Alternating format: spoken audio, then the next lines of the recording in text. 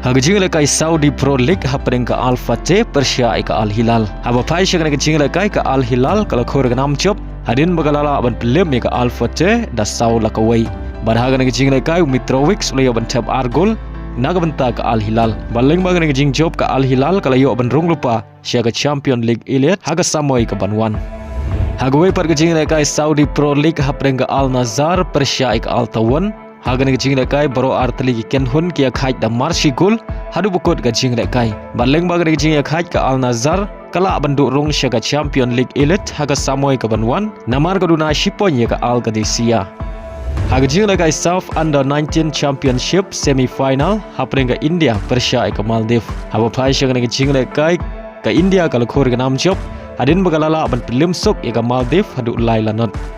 Hagajing lekai Premier League happening ke Aston Villa Persia ke Tottenham. Hagan gajing lekai ke Aston Villa kalau khur ke nam job hadin magalala aban pelim ke Tottenham da Arlanat. Baleng bagan gajing job ke Aston Villa ka don haga kerdan bani urung syaga Champion League haga samoi ke Banwan kat baga Tottenham ka don haga kerdan ke bakhat nyau haga mi kain point.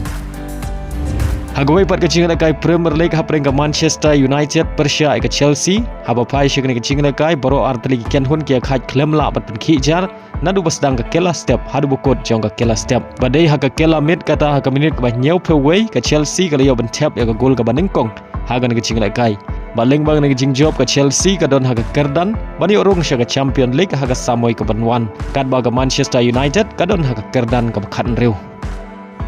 Hagajing lekai Italian Open semi final happening Jannik Sinner Persia ke Tommy Paul.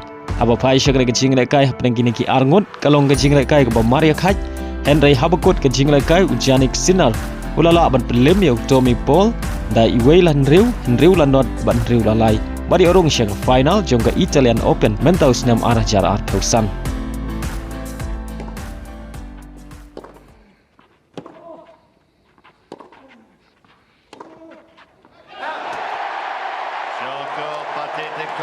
Jannik Sinner becomes just the third Italian male in the Open era to make the final in Rome.